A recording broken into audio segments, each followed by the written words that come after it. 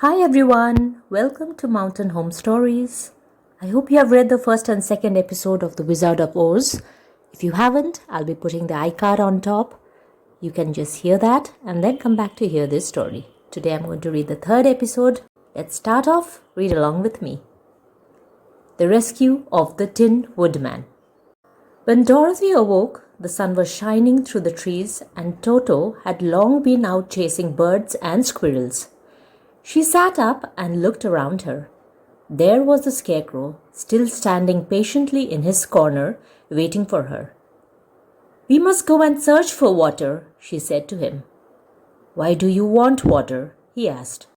"To wash my face clean after the dust of the road, and to drink, so the dry bread will not stick in my throat." "It must be inconvenient to be made of flesh," said the Scarecrow thoughtfully, "for you must sleep and eat and drink. However, you have brains, and it is worth a lot of bother to be able to think properly." They left the cottage and walked through the trees until they found a little spring of clear water where Dorothy drank and bathed and ate her breakfast. She saw there was not much bread left in the basket, and the girl was thankful the Scarecrow did not have to eat anything, for there was scarcely enough for herself and Toto for the day. When she had finished her meal and was about to go back to the road of yellow brick, she was startled to hear a deep groan nearby. "What was that?" she asked timidly. "I cannot imagine," replied the Scarecrow, "but we can go and see." Just then another groan reached their ears, and the sound seemed to come from behind them. They turned and walked through the forest a few steps when Dorothy discovered something shining in a ray of sunshine that fell between the trees. She ran to the place and then stopped short with a cry of surprise. One of the big trees had been partly chopped through, and standing beside it with an uplifted axe in his hands was a man made entirely of tin. His head and arms and legs were jointed upon his body, but he stood perfectly motionless, as if he could not stir at all. Dorothy looked at him in amazement, and so did the Scarecrow, while Toto barked sharply and made a snap at the tin legs, which hurt his teeth. "Did you groan?" asked Dorothy. "Yes," answered the Tin Man, "I did. I've been groaning for more than a year, and no one has ever heard me before or come to help me." "What can I do for you?" she inquired softly, for she was moved by the sad voice in which the man spoke. "Get an oil can and oil my joints," he answered. "They are rusted so badly that I cannot move them at all. If I am well oiled, I shall soon be all right again. You will find an oil can on a shelf in my cottage." Dorothy at once ran back to the cottage and found the oil can, and then she returned and asked anxiously, "Where are your joints?" "Oil my neck first," replied the Tin Woodman. So she oiled it, and as it was badly rusted, the Scarecrow took hold of the tin head and moved it gently from side to side until it worked freely, and then the man could turn it himself. "Now oil the joints in my arms," he said. And Dorothy oiled them, and the Scarecrow bent them carefully until they were quite free from rust and as good as new. The Tin Woodman gave a sigh of satisfaction and lowered his axe, which he leaned against the tree. "This is a great comfort," he said. "I've been holding that axe in the air ever since I rusted, and I'm glad to be able to put it down at last. Now, if you will oil the joints of my legs, I shall be all right once more." So they oiled his legs until he could move them freely, and he thanked them again and again for his release, for he seemed a very polite creature and very grateful. "I might have stood there always if you had not come along," he said. "So you have certainly saved my life. How did you happen to be here?" "We are on our way to the Emerald City to see the Great Oz," she answered, "and we stopped at your cottage to pass the night." "Why do you wish to see Oz?" he asked. "I want him to send me back to Kansas, and the Scarecrow wants him to put a few brains into his head," she replied. The Tin Woodman appeared to think deeply for a moment, Then he said, "Do you suppose Oz could give me a heart?" "Why, I guess so," Dorothy answered.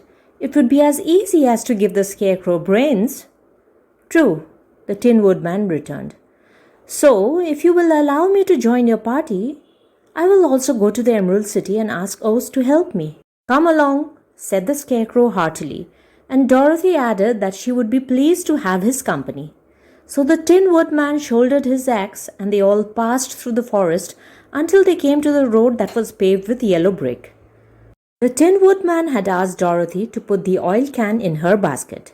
"For," he said, "if I should get caught in the rain and rust again, I would need the oil can badly." It was a bit of good luck to have their new comrade join the party, for soon after they had begun their journey again, they came to a place where the trees and branches grew so thick over the road that the travelers could not pass.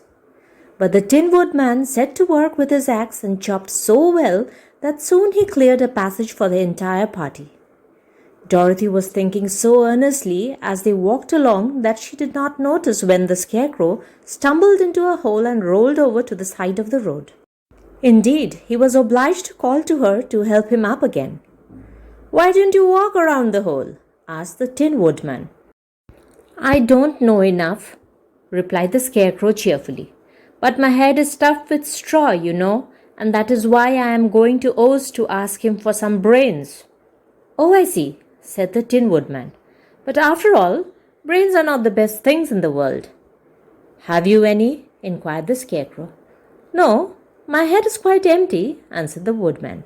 "But once I had brains and a heart also. So, having tried them both, I should have rather have a heart." "And why is that?" asked the Scarecrow. "I will tell you my story, and then you will know." So, while they were walking through the forest, the Tin Woodman told the following story. "I was born the son of a woodman who chopped down trees in the forest and sold the wood for a living. When I grew up, I too became a wood chopper, and after my father died, I took care of my old mother as long as she lived. Then I made up my mind that instead of living alone, I would marry, so that I might not become lonely. There was one of the Munchkin girls who was so beautiful that I soon grew to love her with all my heart. She, on her part, promised to marry me as soon as I could earn enough money to build a better house for her. So I set to work harder than ever. But the girl lived with an old woman who did not want her to marry anyone. For she was so lazy, she wished the girl to remain with her and do the cooking and the housework. So the old woman went to the Wicked Witch of the East and promised her 2 sheep and a cow if she would prevent the marriage. Thereupon, the Wicked Witch enchanted my axe, and when I was chopping away at my best one day, for I was anxious to get the new house and my wife as soon as possible, the axe slipped all at once and cut off my left leg. This at first seemed a great misfortune, for I knew a one-legged man could not do very well as a wood chopper. So I went to a tinsmith and had him make me a new leg out of tin. The leg worked very well once I was used to it, but my action angered the Wicked Witch of the East, for she had promised the old woman I should not marry the pretty Munchkin girl. When I began chopping again, my axe slipped and cut off my right leg. Again I went to the tinner, and again he made me a leg out of tin. After this, the enchanted axe cut off my arms, one after the other, but nothing daunted, I had them replaced with tin ones. The Wicked Witch then made the axe slip and cut off my head. And at first I thought that was the end of me. But the tinner happened to come along and he made me a new head out of tin. I thought I had beaten the Wicked Witch then, and I worked harder than ever. But I little knew how cruel my enemy could be. She thought of a new way to kill my love for the beautiful Munchkin maiden, and made my axe slip again, so that it cut right through my body, splitting me into 2 halves. Once more the tinner came to my help and made me a body of tin, fastening my thin arms and legs and head to it by means of joints, so that I could move around as well as ever. But alas, I had now no heart. so that I lost all my love for the Munchkin girl and did not care whether I married her or not. I suppose she's still living with the old woman, waiting for me to come after her. My body shone so brightly in the sun that I felt very proud of it, and it did not matter now if my axe slipped, for it could not cut me. There was only one danger, that my joints would rust, but I kept an oil can in my cottage and took care to oil myself whenever I needed it. However, there came a day when I forgot to do this, and, being caught in a rainstorm, before I thought of the danger my joints had rusted, and I was left to stand in the woods until you came to help me. It was a terrible thing to undergo, but during the year I stood there, I had time to think that the greatest loss I had known was the loss of my heart. While I was in love, I was the happiest man on earth. But no one can love who has not a heart, and so I am resolved to ask Oz to give me one. If he does, I will go back to the Munchkin maiden and marry her. Both Dorothy and the Scarecrow had been greatly interested in the story of the Tin Woodman, and now they knew why he was so anxious to get a new heart. "All the same," said the Scarecrow, "I shall ask for brains instead of a heart, for a fool would not know what to do with a heart if he had one." "I shall take the heart," returned the Tin Woodman, "for brains do not make one happy, and happiness is the best thing in the world." Dorothy did not say anything, for she was puzzled to know which of her two friends was right, and she decided if she could not get back to Kansas and Aunt Em, it did not matter so much whether the Woodman had no brains and the Scarecrow no heart, or each got what he wanted. What worried her most was that the bread was nearly gone, and another meal for herself and Toto would empty the basket. To be sure, neither the Woodman nor the Scarecrow ever ate anything, but she was not made of tin nor straw, and could not live unless she was fed. The Cowardly Lion. All this time, Dorothy and her companions had been walking through the thick woods. The road was still paved with yellow brick, but these were much covered by dried branches and dead leaves from the trees, and the walking was not at all good. There were few birds in this part of the forest, for birds love the open country where there is plenty of sunshine. But now and then there came a deep growl from some wild animal hidden among the trees. These sounds made the little girl's heart beat fast, for she did not know what made them. But Toto knew, and he walked close to Dorothy's side and did not even bark in return. "How long will it be," the child asked of the Tin Woodman, "before we are out of the forest?" "I cannot tell," was the answer, "for I have never been to the Emerald City.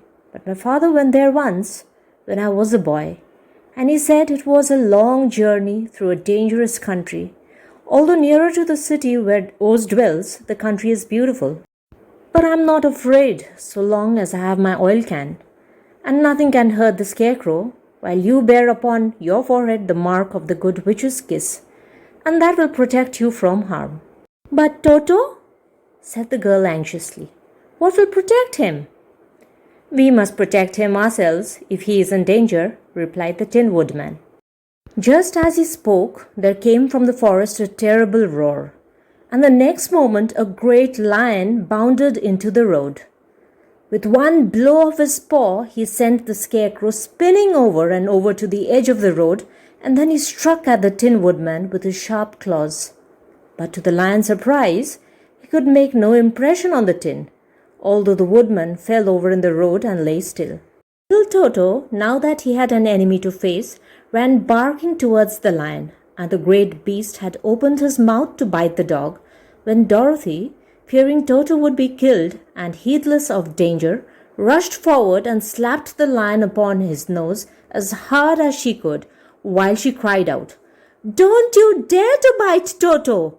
You ought to be ashamed of yourself, a big beast like you to bite a poor little dog." "I didn't bite him," said the lion, as he rubbed his nose with his paw where Dorothy had hit it.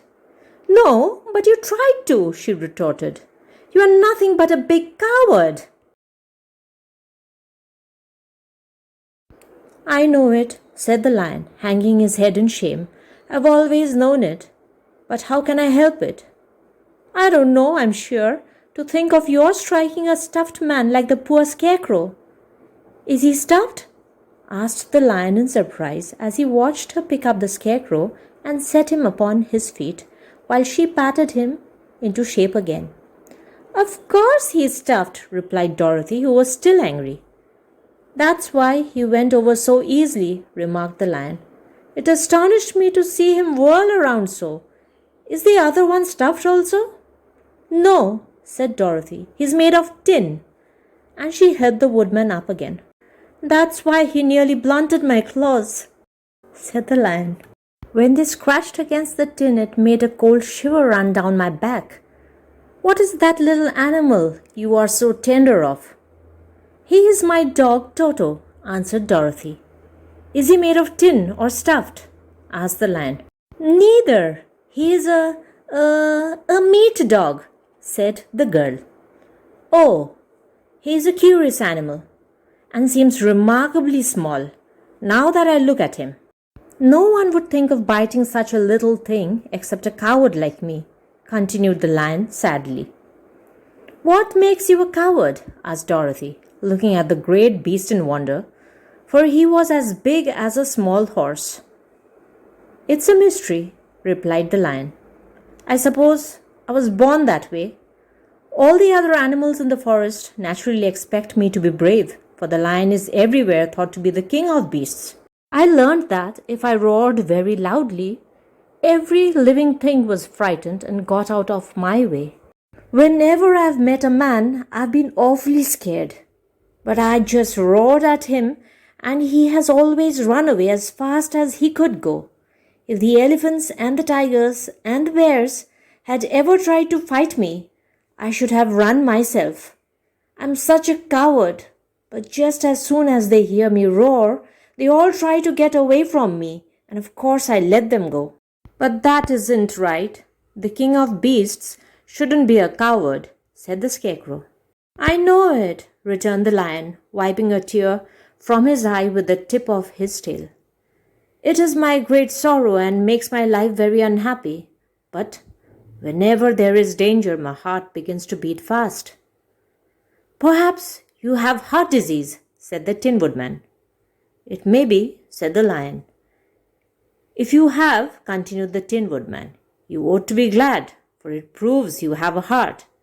For my part, I have no heart, so I cannot have heart disease.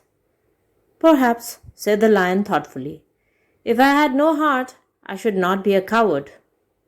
Have you brains? Asked the scarecrow. I suppose so. I have never looked to see, replied the lion. I am going to the great Oz to ask him to give me some, remarked the scarecrow, for my head is stuffed with straw. And I am going to ask him to give me a heart, said the woodman. And I am going to ask him to send Toto and me back to Kansas, added Dorothy.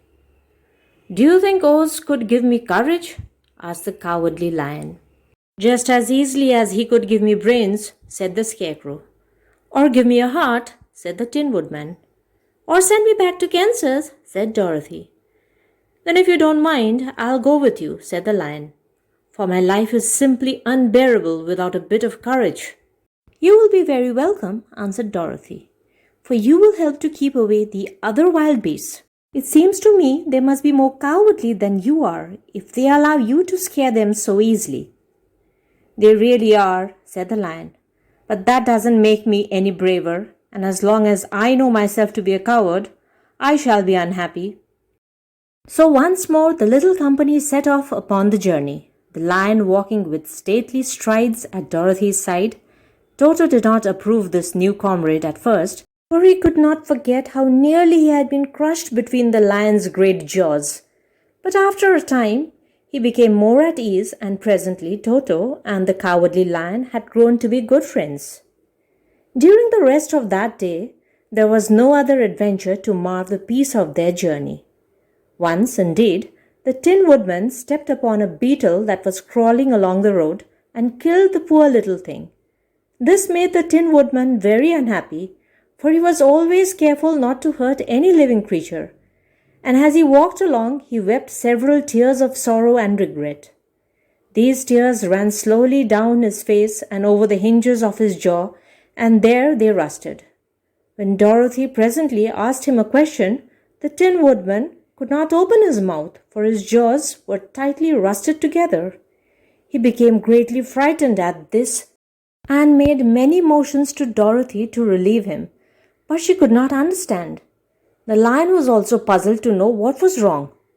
But the Scarecrow seized the oil can from Dorothy's basket and oiled the Woodman's jaw, so that after a few moments he could talk as well as before.